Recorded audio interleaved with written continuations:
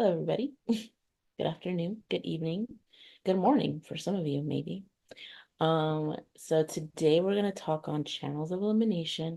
I know we always talk on elimination. Mainly, we always talk about colon elimination, but this time we're going to talk about the 7 different channels. I had to do 7 to make sure I know how to count. The 7 different channels of elimination throughout the entire body, externally and internally.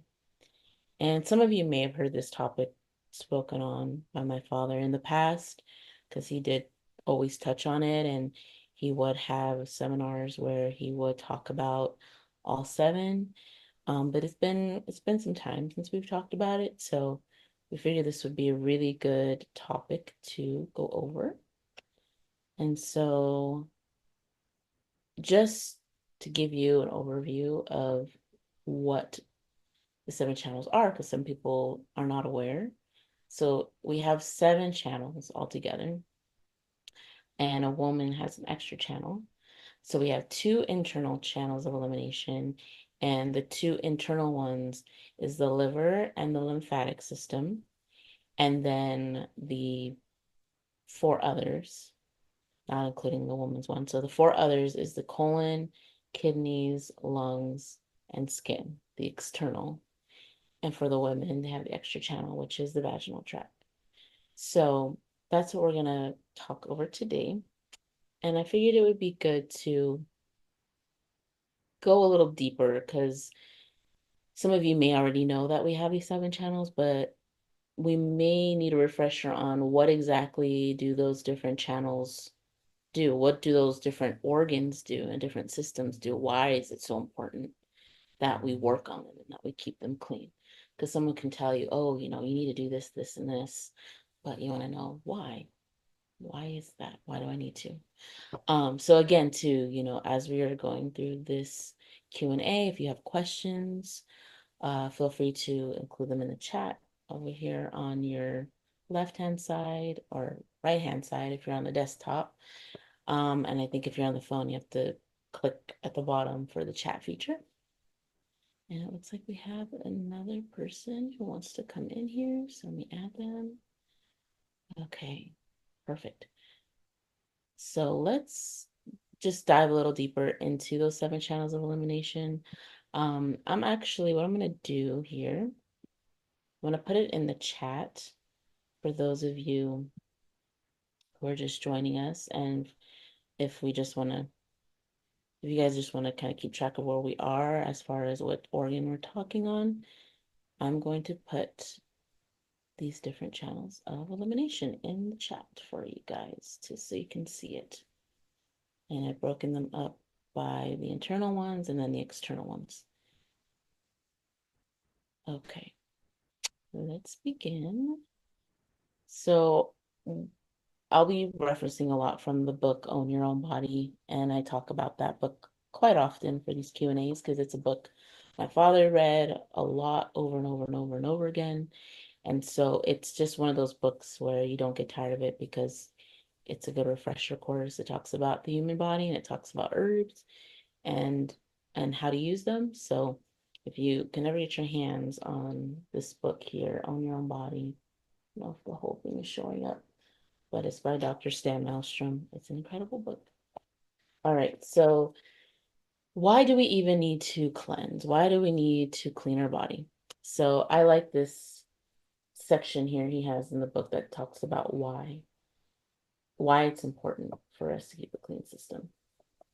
So he says here, says, as we shape our eating habits and begin to improve nutritional levels, we begin to realize the negative effects of years of bad diet and partially poisoned environment. We store toxic substances generated within the body from unassimilable foods, meaning we don't absorb it. We don't get it from the food, liquids, or I apologize, we get the toxins from food, liquids, polluted air, and water. Anything the body cannot use is a toxin. So when these substances are taken into the body, it fights to eliminate them. A chemical imbalance occurs because they are foreign to the system, and not being able to cast off the foreign substances, the body stores them. So for instance, in our small intestines, we have the villi, which is what helps to absorb nutrients in our small intestine, and they they're absorbed into the large intestine. The toxic materials then, can be absorbed into the large intestines. Um, and then that gets stored as fatty tissue in the body and in the liver, in the lungs, sometimes even in the blood vessels themselves, and in the lymphatic vessels. So he's already listed, let's see, about three of the seven channels of elimination right there in that sentence.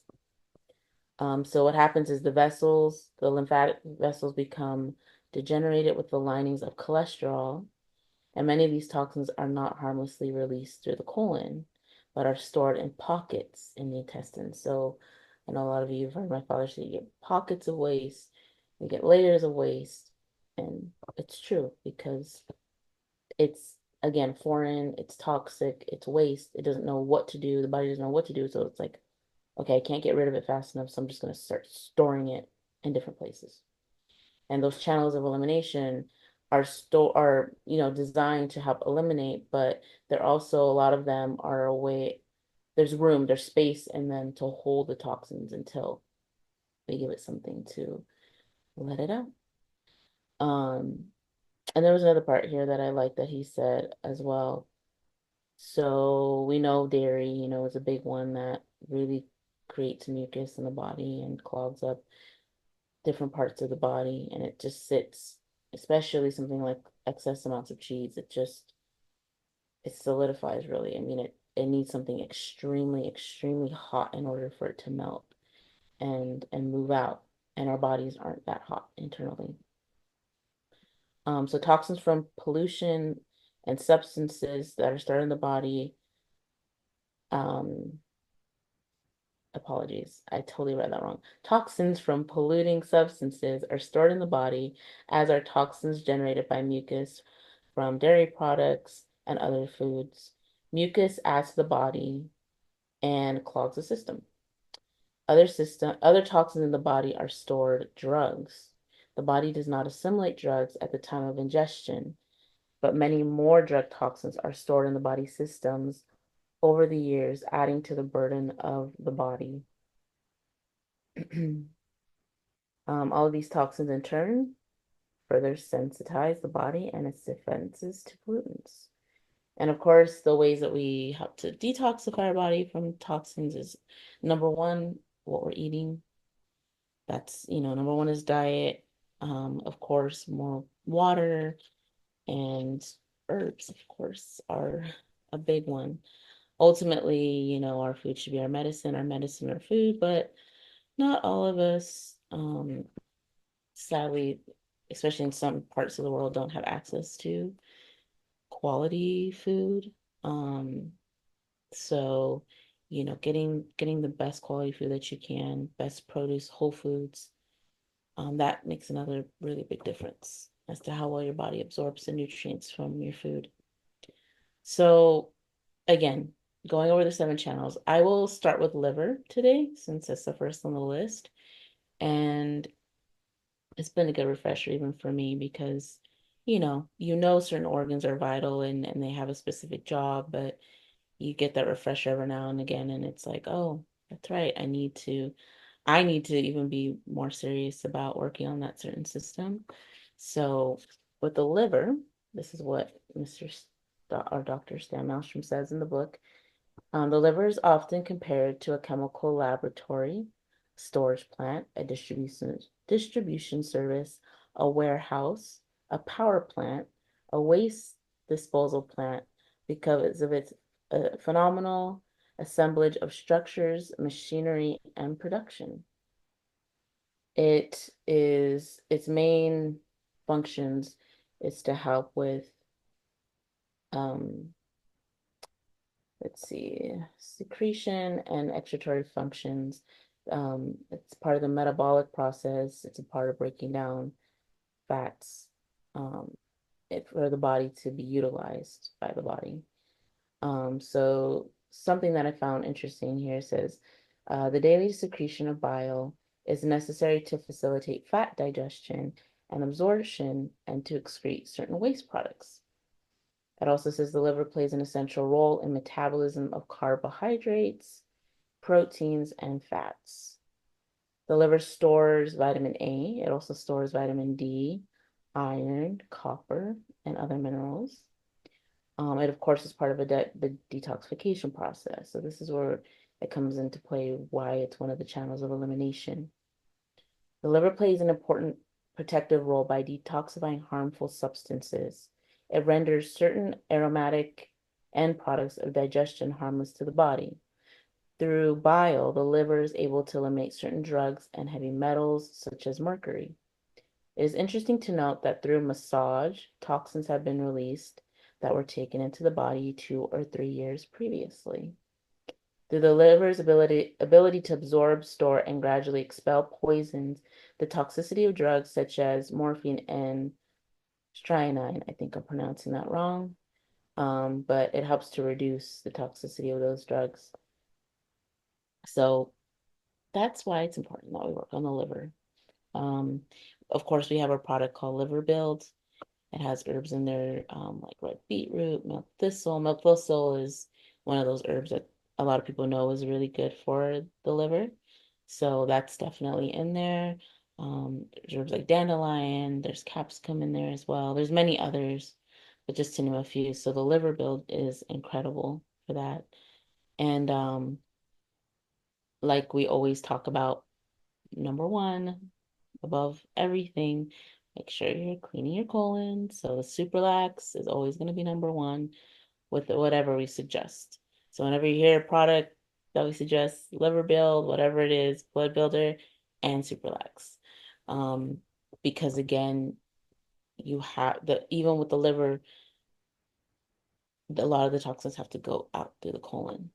It makes the elimination process so much easier of the liver or the lymphatic, all of these listed here, the kidneys and lungs, the more open that the bowels are, it just makes all those organs able to detoxify and cleanse better. So it's very important. Okay, so next we'll talk about lymphatic. I know we technically went over this topic. I believe we went over it in June, but it's one of those systems, the lymphatic system, that you really can't talk enough about. Um, I was aware of it growing up, but even again, revisiting it now as an adult, I'm just like, wow, the lymphatics are so, so, so important. And I think the reason why it's surprising is because it's not talked about as much as, say, even the liver is. The lymphatics do so much more work than we realize and that we've been told growing up. Some of us may not know have never heard of the lymphatic system in school, sadly. So, I really like this part here in the book where he talks about lymph nodes and why, again, why is it important that we clean the lymphatic system? What's the reasoning? Because if there's no importance, why do I care? So, this is a fun fact that I really like is that most most people, I should say, don't know that we actually have more lymphatic fluid in our body than we have blood in our body. So that tells you right there. I mean, we know how important the blood is, right? We know how important it is to keep our blood clean and how it affects every organ of our body, but the lymph nodes, the lymphatic system, there's more of that fluid. And its job is equally as, or I don't want to say it's more important, but I'll just say it's equally as important. So something here that he does say is he says, in fact, most of the cells of the body never come in direct contact with the blood, but receive their nutrients and supplies directly from lymphatic fluid. So maybe we can say it's just a tiny bit more important than the blood, but they work together. They work together. So the lymph, which is the fluid, is a colorless, odorless liquid which flows through the lymphatic vessels of the body and it manufactures most of the body's white blood cells. And he does talk about how there are many different types of lymphatic. There's different types of lymphatic fluid. I won't go too deep into that since we want to cover all of the channels of elimination. But for instance, we have circulating lymph in the intestines. So that's why for some people too, we will suggest the lymphatic with if someone's dealing with not only, but if they're specifically dealing with a really intense um my goodness, colon or stomach issue, then sometimes it will suggest to take lymphatic with it. Mullein is also very good for the lymphatics because a lot of mucus builds up in the lymph nodes, but the lymphatic health has some mullein in it as well. So, yeah, the amount of lymph nodes and also the amount of nerves that we have in our colons and digestive tract is pretty surprising to most people. So it's very important to work on those two. That will also help with colon health. Um, there's another part here that I wanted to share with you guys about the lymphatic system. I could talk just about the lymph nodes, but I won't.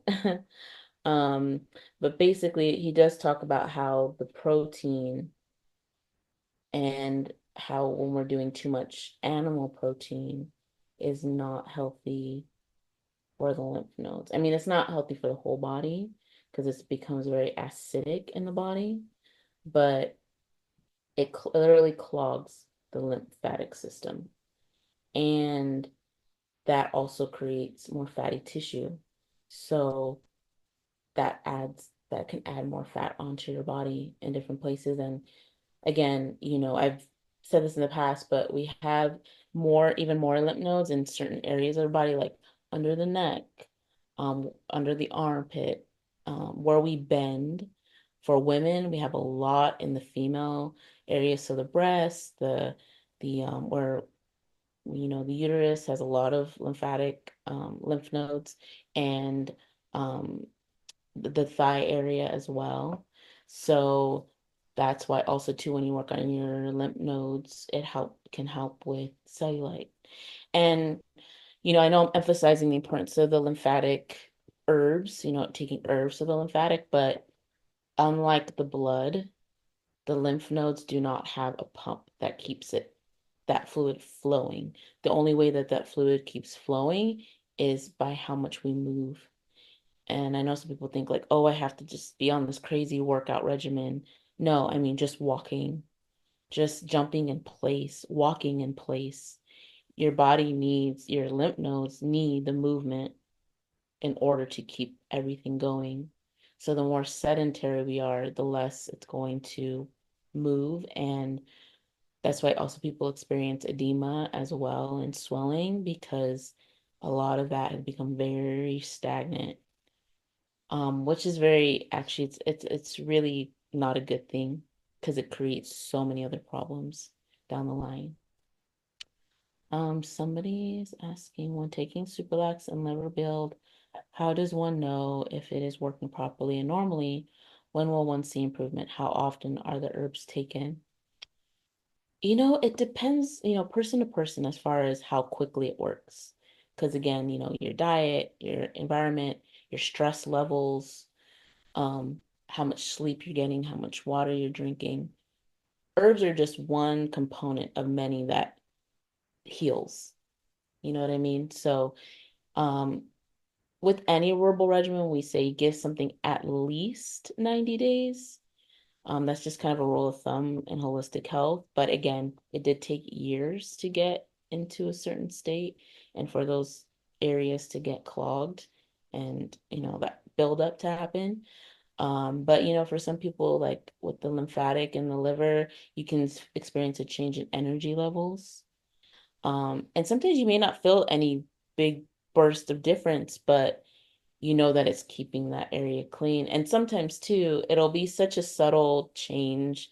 Maybe it's even a change in mood too, because like the liver, in Chinese medicine, the liver has to do with like anger energy or irritability. So you may even notice a change in mood. as well. And sometimes when you stop taking it, you'll be like, oh, something was working. You can't maybe quite put your finger on it, but you can feel a difference. And how often do you have to take those herbs? We always suggest to take something twice a day. I will say, certain herbs, for instance, yes, the liver bill, herbs that have like a higher amount of capsicum in it. I would say like the liver bill, the male hormone, the maintenance, the cardio help.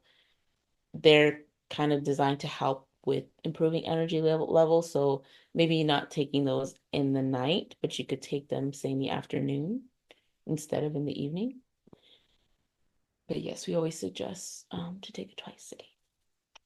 Oh, someone had a nice comment here. Good evening, you're glowing. Thank you. You're so sweet. Very kind of you. But yeah, so I hope that answers your question. I've been taking the lymphatic more myself lately, and I just kind of feel an overall sense, like just sense of better well-being. It's not like anything where I'm like, oh, like I feel like 10 times more energy or, whatever big change, but I know that the lymph nodes is something I need to always keep moving. And remember with the lymphatic system, a big part of it, like I talked about the white blood cells, it's your immune. It's a huge part of your immune system.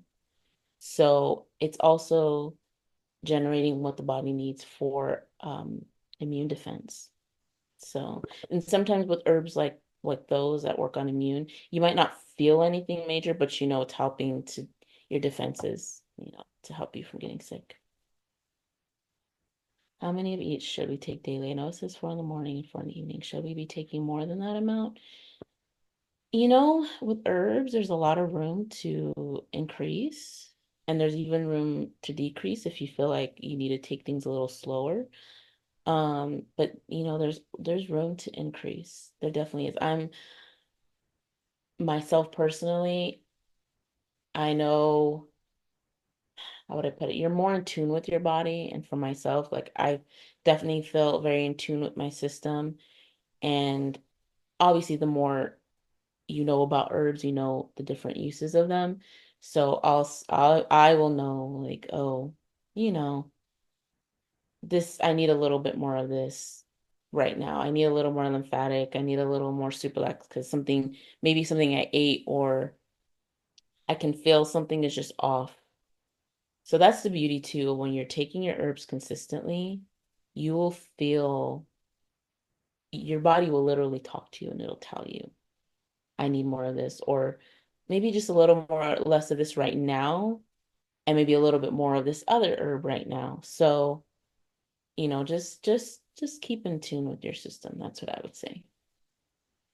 Okay, I don't think anyone else had a question at the moment, so I'm gonna move to I am going to skip the colon at the moment, just because we are always talking about the colon, which is always good. But I wanted to talk about I want to talk about the kidneys. I want to talk about the kidneys with you guys because that's another channel of elimination that sometimes does get overlooked, I feel. It's something that I want to even emphasize a little bit more for myself as far as taking the product we have, Kidney Health.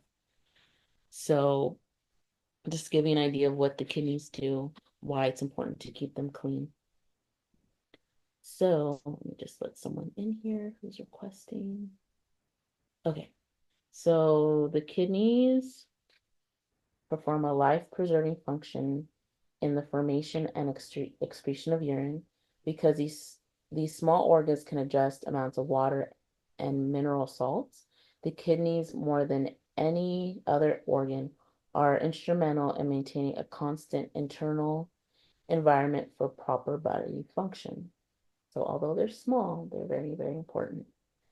To accomplish this feat of changing protein-free filtration in both composition and volume, three main processes are constantly in motion when it comes to the kidneys, and that is filtration, reabsorption, and secretion. Um, So I won't go too deep into all this. I'll give you a little bit. It's what's called the glomeruli, is the microscopic tufts of capillaries in, see, it's going to get a little technical here, guys. Capillaries in the nephron, structured with many pores, are permeable to all matters of blood plasma, especially colloidal blood proteins. So I'm going to move on a little bit because I don't want to get too technical here. But something it does talk about is consequently increases or decreases in blood pressure affect the flow of urine. So that's something to bear in mind also. And it says, although there might be slight variations in the chemical composition of urine, it is usually made up of 95% water and 5% organic waste and inorganic salts. So things like kidney stones or nephritis or Bright's disease are common kidney ailments, which are caused mainly by wrong diet. The wrong diet is, again, things like coffee, chocolate, meat, excessive amounts of meat are the worst offenders. The kidneys also take the brunt of aspirin, poisons, alkalines, and preservatives, as well as cola drinks and tobacco. Lack of proper exercise may also lead to kidney difficulties. So that, I thought that was interesting how we talked about that. Um, how certain things really directly affect the kidneys. So something to just bear in mind. I've heard about sodas, being not good for the kidneys. And I know he says chocolate. Obviously, the processed chocolate. There's the healthy chocolate, the cacao. But if you're eating processed, refined chocolate, you're gonna have some issues, and not just with the kidneys. Um, so the product, that my father put together for the kidneys is called Kidney Health. Great product. We also do have bladder support as well. So herbs that work on the kidneys help with the bladder, and herbs that work with the bladder work with the kidneys. But there is a difference as far as the combination that's in our bladder support versus what's in our kidney health. So you could take a look and see which one you feel like is more the issues you're working on, if it's more bladder or more kidney. So the next channel of elimination, which is our lungs, is obviously very important, maybe the most important channel of elimination. When you can't breathe, it doesn't take very long before game over.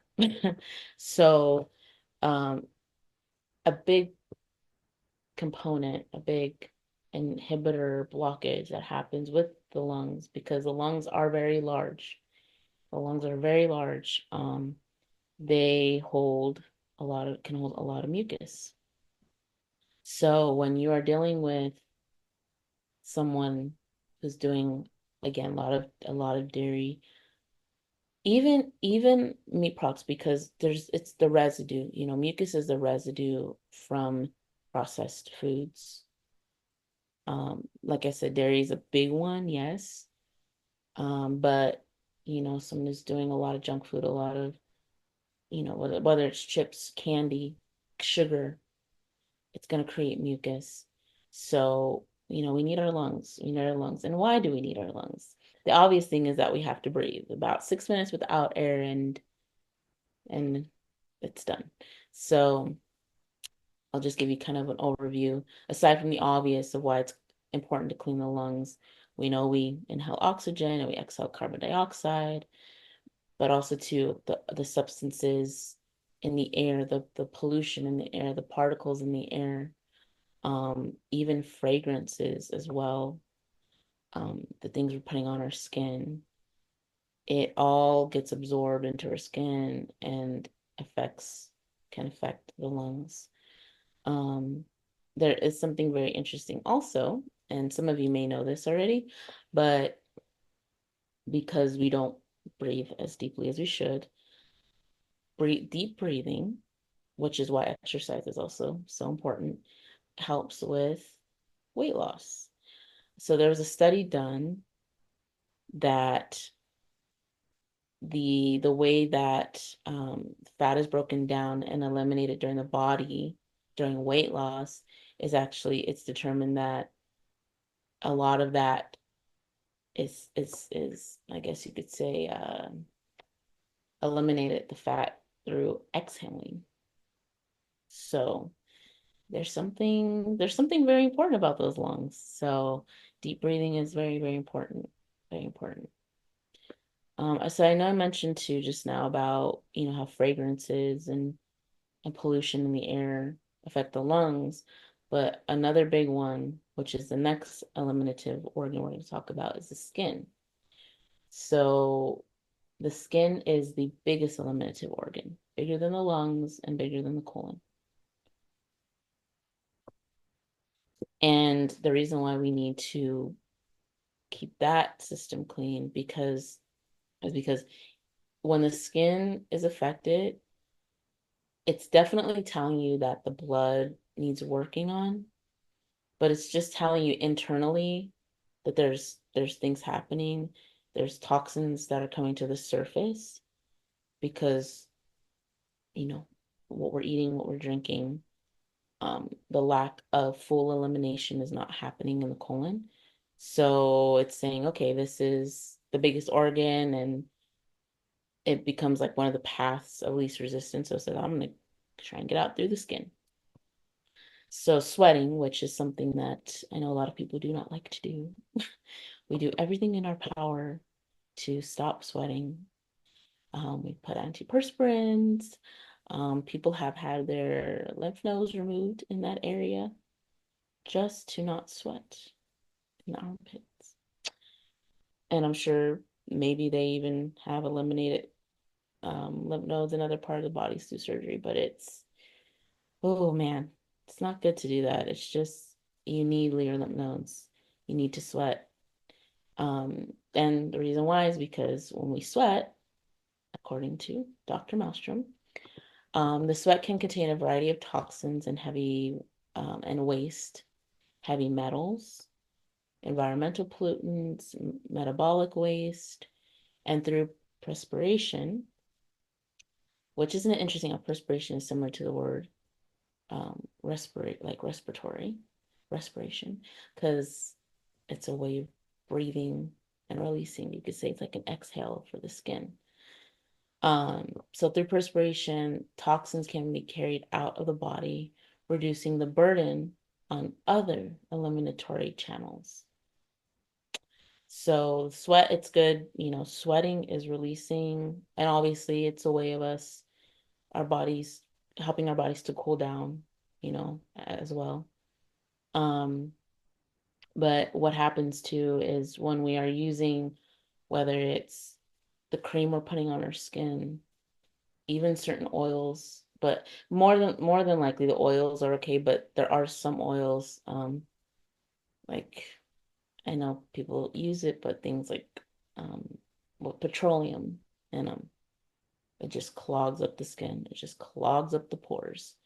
So those things, fragrances, your detergent that you're using on your clothes, the hair products that you're using in your hair, um, the lotions, you need to know. They talk about how our skin is like little tiny mouths. It's just absorbing everything. So it's something we don't think about, and it's something that can really affect you. There people have reactions. We have the physical reaction on our skin if it's a product that we don't agree with, but again, sometimes it absorbs into your skin, which gets into your bloodstream, and sometimes for people they've had headaches and they can't figure out why. So you need to know what you're putting on your body. So of course, we have our wonderful herbal care products for the skin. It's the only thing I've grown up using, thankfully. The thing that's important about what you're putting on is it's still letting your pores breathe. It's still going to allow you to sweat, but which is good. Like we read, it's a good thing, but it's allowing your skin to breathe. We can't clog it up because if you're clogging it up, that's just staying in your system and it's causing more toxins to just be circulating around and around. Um, so yeah, there was another part here that he talked about.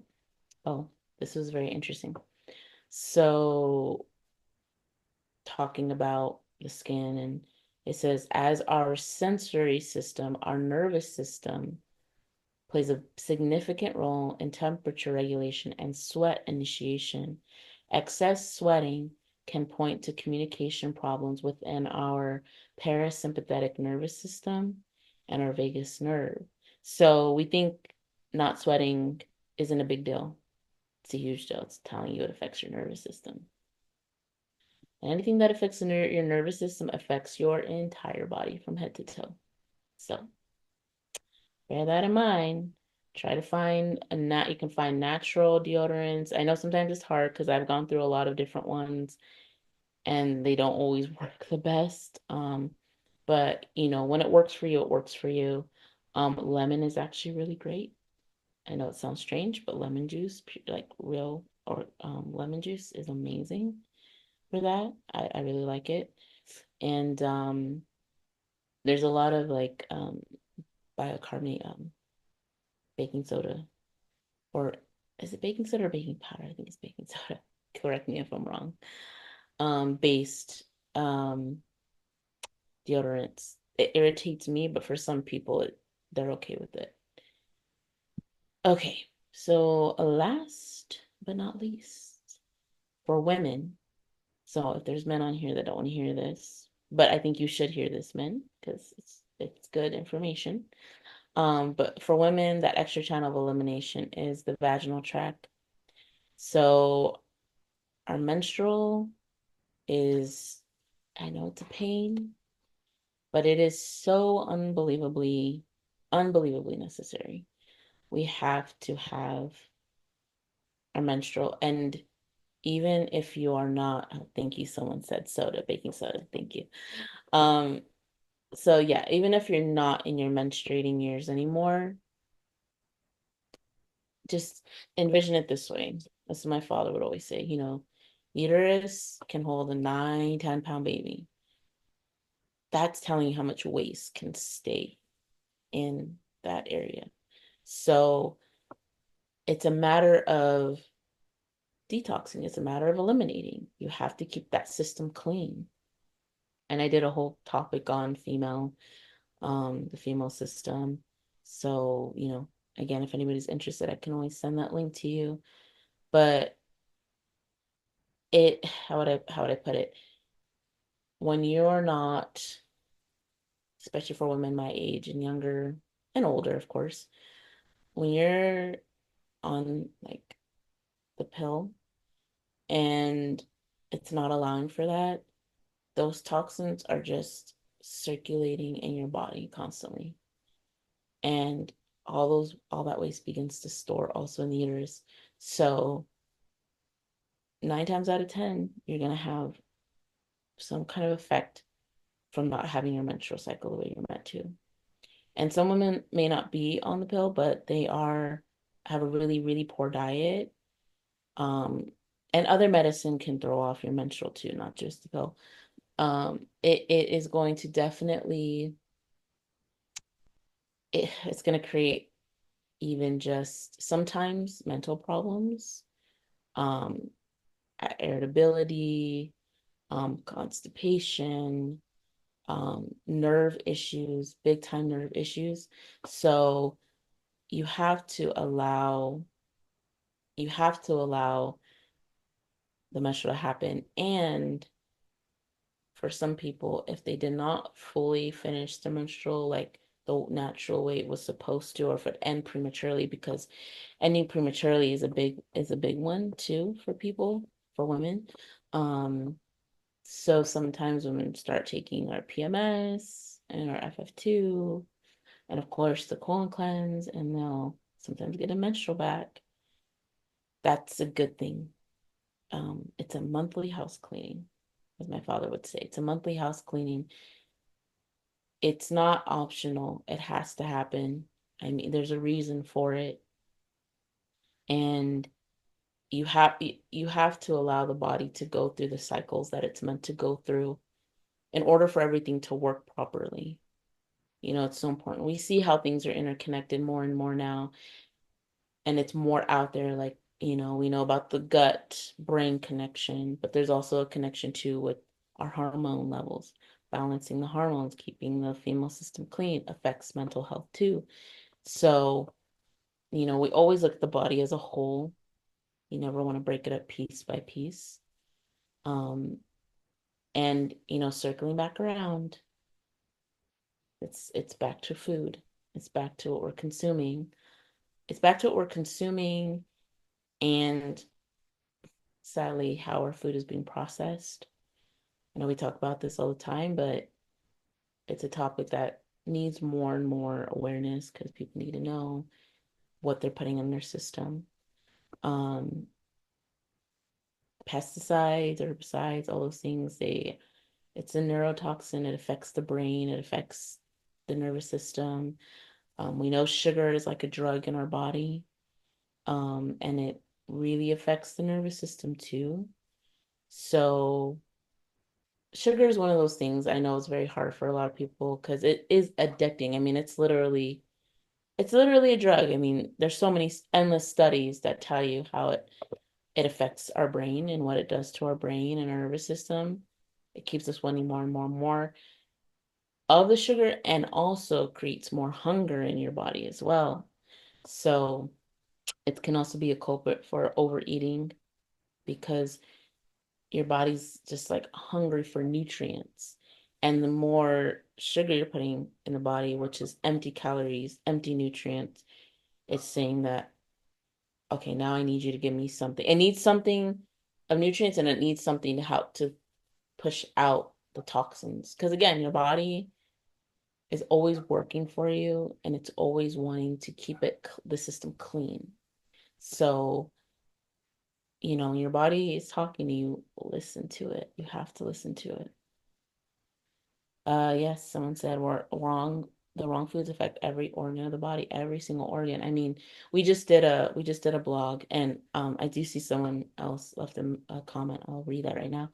But we did a blog last month, so if you haven't seen it, it's an incredible blog that you should read about bone, joint, and muscle health, and it tells you about the bones and what we need, but it shows you how sugar, coffee, tobacco, alcohol, what it does to our